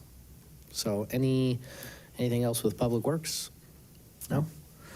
Mr. Nisley? Yep, thank you, Mr. President. The only updates I have for Service Committee are that tonight we approved the legislation to allow the sanitation department to, first of all, pay off the rental that they were renting for the garbage truck, and then also to purchase a new one while the other one is still being assessed for repairs. And but the other update I have is I know at last council meeting there was a discussion about some folks getting utility bills with very different due dates than what they typically get. So I just wanted to address that for a second. The Utilities Collections Office has put out a statement, and I spoke with Molly personally about this as well. But essentially, in their rules and regulations, it says that there has to be 15 days between the bill and the due date. And so what they found was that there were some residents, some city utility customers that had their bills due earlier than 15 days and some that were due later than 15 days. And so in an effort to kind of standardize the 15-day due date from the bill date, some people saw their due dates fluctuate, as much as 5 or 6 days, I heard some people say. So that's the situation there, but I just also want to point out that there is a built-in grace period for all utility customers that they have until the next bill date in order to pay their bill before they're penalized. So I just wanted to, with a late fee. So I just wanted to throw that out there. Otherwise, that's all of the updates I have. Our next meeting will be May 14th at 7:30 a.m. in the 1897 conference room. Thank you. Very good, thank you. Mrs. Hoop? Thank you, Mr. President. I have economic development, and we finally have a meeting coming up, not this Thursday, but next Thursday, April 30th at 7:30 in the morning. And I don't have any updates other than if you come, you can hear DDL and visit Fairfield County and the Chamber all speak and give updates. So it's entertaining to hear everything that's going on. Thank Very you. good. That's a pretty good in-the-know meeting, for sure. All right. Mr. Mayor, do you have anything? I have nothing else. Okay. All right, we will move on to announcement of scheduled meetings. I have next regular sessions of council is May 4th, 2026 at 6:30 p.m. in council chambers. And then May 18th on 2026 at 6:30 p.m. in council chambers here. Thank you. We have no special scheduled meetings, regularly scheduled committee meetings. I have economic development meeting April 30th, 2026 at 7:30 a.m. in the 1897 conference room, City Hall. Service committee meeting May 14th, 2026 at 7:30 a.m. in the 1897 conference room in City Hall. And administrative committee meeting May 22nd, 2026 at 2 p.m. in the 1897 conference room in City Hall. All right, thank you. Reading of bills. I have one from MNCO for publication of permanent ordinances 5-26, 6-26, and 7-26 for $92.44. Mr. Bizjak. Thank you, Mr. President. I move that we pay the bills. Second. We have a motion and a second to pay the bills. All those in favor, signify by saying aye. Aye. Motion carries to pay the bills. We have no need for executive session, and I would appreciate a motion to adjourn. I move to adjourn, Mr. President. Second. Motion and a second to adjourn. All those in favor? Aye. Aye. We are adjourned. Thank you very much for coming. Wow.